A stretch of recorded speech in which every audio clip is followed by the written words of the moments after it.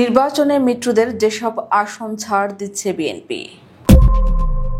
বিএনপির মিত্রদের আসন ছাড় নিয়ে এখন চলছে দর কষাকষি ও আলোচনা। তবে বিএনপি এবার মিত্রদের সর্বোচ্চ 40 আসন ছাড় দিতে পারে। সংশ্লিষ্ট নেতাদের সঙ্গে কথা বলে জানা গেছে এসব তথ্য। সূত্র থেকে জানা গেছে, যুগপথ আন্দোলনে যুক্ত মিত্ররা 217টি আসনে সম্ভাব্য প্রার্থী তালিকা জমা দিয়েছে দলটির কাছে।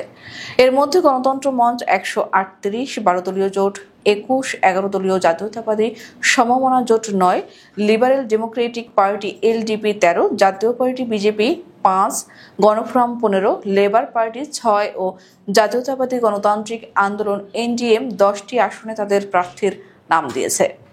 তবে কৌশলের অংশ হিসেবে কোনো দল সরাসরি লন্ডনে দেখা করে বিএনপির ভারপ্রাপ্ত চেয়ারম্যান তারেক রহমানের কাছে সম্ভাব্য প্রার্থীদের তালিকা দিয়েছে। সর্বশেষ 2018 সালের একাদশ জাতীয় সংসদ নির্বাচনে শরিকদের 58 আসনে ছাড় দিয়েছিল বিএনপি। এর মধ্যে জামাত ইসলামীকে 22 আসন ও অন্যদের 36 আসন ছাড় দেয় দলটি। সূত্রমতে এবার জামাত ইসলামের সঙ্গে জোট বা সমঝোতা করবে না দলটি। তাই অন্য মিত্র দলগুলোর নেতাদের নিজ আসনে জনপ্রিয়তা কেমন সেই খোঁজ নিচ্ছে দলটির একাধিক টিম।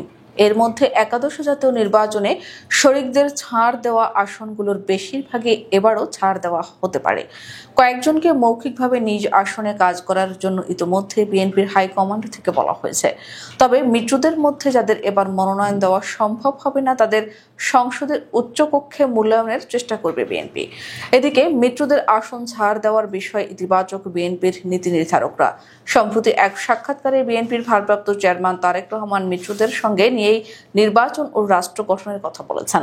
সেখানে তিনি বলেন, প্রায় 64টি রাজনৈতিক দল বিগত স্বৈরাচারের সময় যার যার অবস্থান থেকে রাজপথে আন্দোলন গড়ে তোলার চেষ্টা করেছে। আমাদের সঙ্গে রাজপথের আন্দোলনে যে দলগুলোকে পেয়েছি, আমরা চাই সবাইকে সঙ্গে নিয়ে রাষ্ট্র পুনর্গঠন করতে, সবার মতামত নিয়ে রাষ্ট্র পুনর্গঠন করতে চাই, কম বেশি সবাইকে নিয়ে রাষ্ট্র গঠন করতে চাই।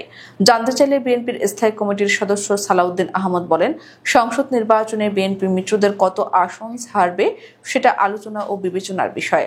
আমরা এমন আসনেই শরিকদের প্রার্থী দেব যেসব আসনে জয়লাভের বাস্তব সম্ভাবনা রয়েছে। আলোচনায় সেই দিকটি আমরা গুরুত্ব দিচ্ছে। সংশ্লিষ্ট সূত্র জানিয়েছে, মিত্রদের কয়েকটি আসন ছাড় দেবে বিএনপি, তা চলতি মাসেই জানা যাবে। যাদের ছাড় দেবে তাদের বিএনপির হাইকমান্ড থেকে সবুজ সংকেত দেওয়া হবে। পরবর্তী সময় নির্বাচনের তফসিল ঘোষণার পর প্রার্থী মনোনয়নের যথাযথ প্রক্রিয়া শেষে আনুষ্ঠানিকভাবে ঘোষণা করা হবে। তবে সূত্র অনুযায়ী মিত্ররা অনেক আসন চাইলেও বিএনপি তা দিতে পারবে না, কারণ এবার বিএনপির নিজেদের প্রার্থী অনেক। মিত্ররা বিএনপির ঘাঁটি হিসেবে পরিচিত আসন চাইলে নাও পেতে পারেন।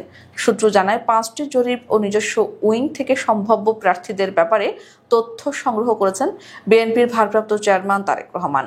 এই তথ্যের উপর ভিত্তি করে পিরোজপুর 1 আসনে জাতীয় পার্টির চেয়ারম্যান মোস্তফা কামাল হায়দার, লক্ষ্মীপুর 1 আসনে বাংলাদেশ এলডিপির চেয়ারম্যান শাহাদাত হোসেন সেলিম, কিশোরগঞ্জ 5 আসনে বাংলাদেশ জাতীয় দলের চেয়ারম্যান সৈয়দ এহসানুল হুদা, বগুড়া 2, ব্রাহ্মণবাড়িয়া 6, ঢাকা 6, ঢাকা 13, ঢাকা 17 আসন, চট্টগ্রাম 14, কুমিল্লা 7, নড়াইল 2 শিগগিরই এসব আসনে জোট নেতাদের সবুজ সংকেত দিতে পারেন বিএনপি।